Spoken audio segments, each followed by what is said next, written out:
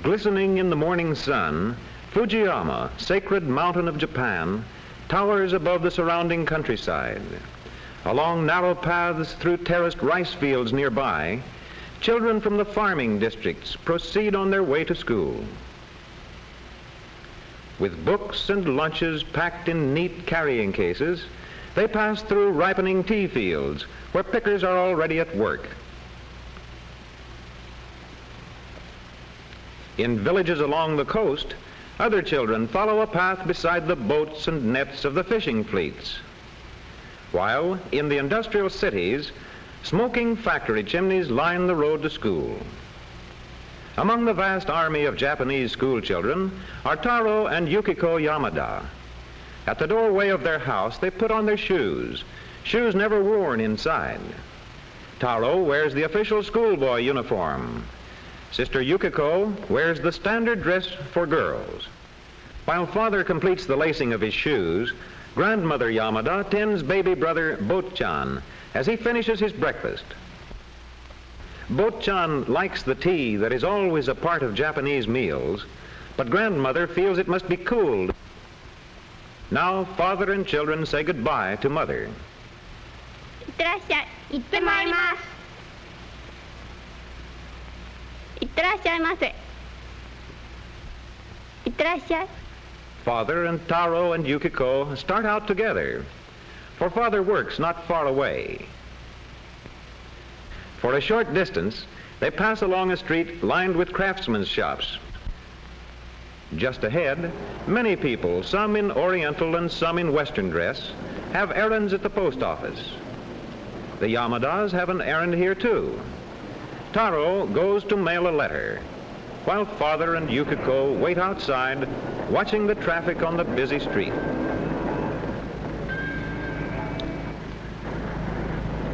Presently, as Taro rejoins them, they move on, and soon they arrive at a railway station where father is the official in charge. Here, father and children say goodbye to each other. さよなら。先生のおっしゃることをよく聞くんですよ。それではさよなら。さよなら。 As father enters his office, the tracks outside are already busy. A call for a 下り report. 急行51番8時47分発車。上り急行8時50分到着の予定でございます。 At school, it is almost time for classes to begin. Children flock through the gates and teachers stand ready. Greetings are exchanged. 太郎君おはよう。ゆきこさんおはよう。先生おはようございます。 Before entering the classroom, all the children remove their street shoes. Here as at home, shoes are always left at the entrance. Inside the classroom, the children take their places and prepare for work. Meanwhile, in cupboards near the door, each pair of shoes is also in its proper place. And now a reading lesson. しかし入れ替わりに大勢の人がどやどやと入ってきました。席はみんな塞がった上に立って。ゆきこさん。明日からはもっと早く来ようと思った。朝ごはんが済んでから少し勉強をした。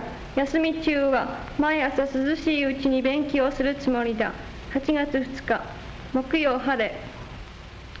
Later in the morning, at the Yamada home, the maid buys tofu from a street vendor.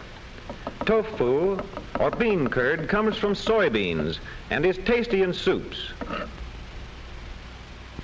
In the main living room of the Yamada home, mother attends to one of the most important of Japanese household tasks, skillful flower arrangement, an art highly honored in Japan. Grandmother is occupied with needlework on a new kimono, while Botchan plays with his toys. Mother just finishes placing flowers before the family's ancestral shrine, when suddenly, in the distance, the whistle of the Tokyo Express. Once more, father will be able to report that the train is on time, for the express is almost always exactly on schedule. During the brief pause in the station, the engineer oils his locomotive. And presently father is again at his desk, preparing a record of train movements. He writes the Japanese characters easily and quickly, but in Taro's and Yukiko's class in school, the children are just learning how to write. It is not easy when you are only beginning. Yukiko writes slowly and carefully. Taro, too, is still very cautious, but he handles the brush well as he completes the last character of the name for Japan. From top to bottom it reads, Dai Ni Pon, meaning Great Sun's Origin, or as we say, Japan. Later, Taro wields a bat with even greater skill in the American game of baseball. Nearby, older boys practice fencing as a part of their physical training.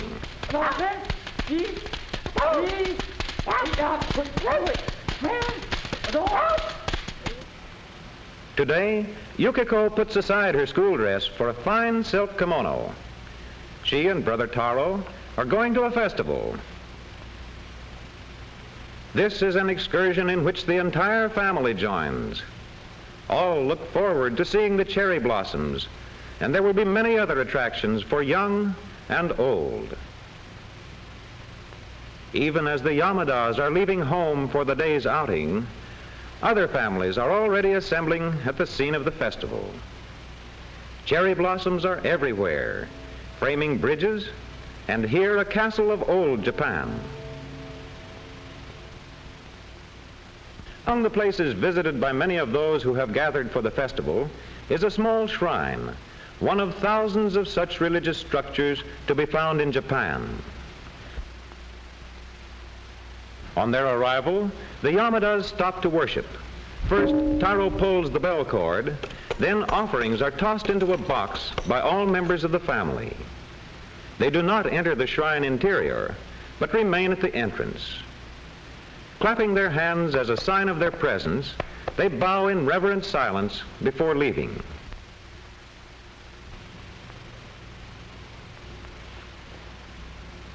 Now to enjoy the cherry blossoms, so beloved by the people of Japan.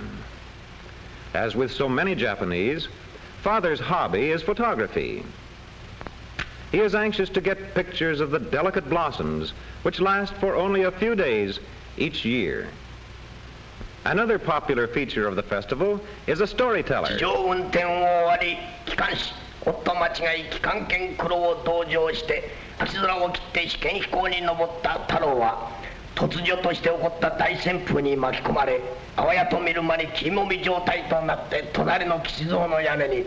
So the day passes with enjoyable activities for all. But for Taro and Yukiko, and Mother too, the outing is not complete without seafoam candy. Back home, after their day at the festival, the Yamadas have keen appetites.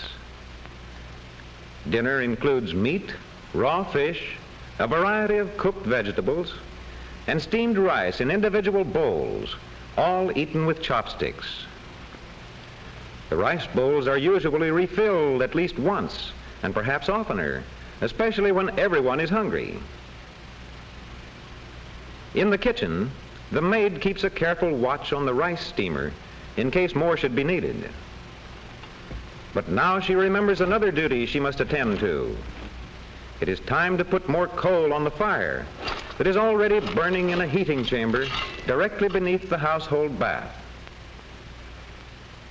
The hot bath is a daily habit with the Japanese. Tonight, Taro will bathe first, but everyone will have a turn. Far from being afraid of soap, he lathers himself long and vigorously.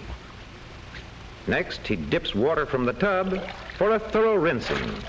Washing and rinsing are done outside the tub, which is designed for the final restful soaking.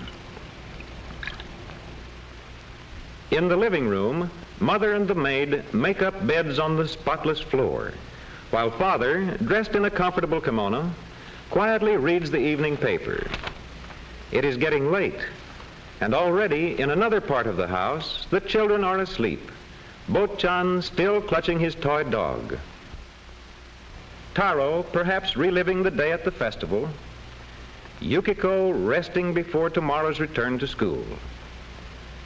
The Yamada home and garden lose their outlines in the darkness of night, while distant Fujiyama looms majestic against the sky.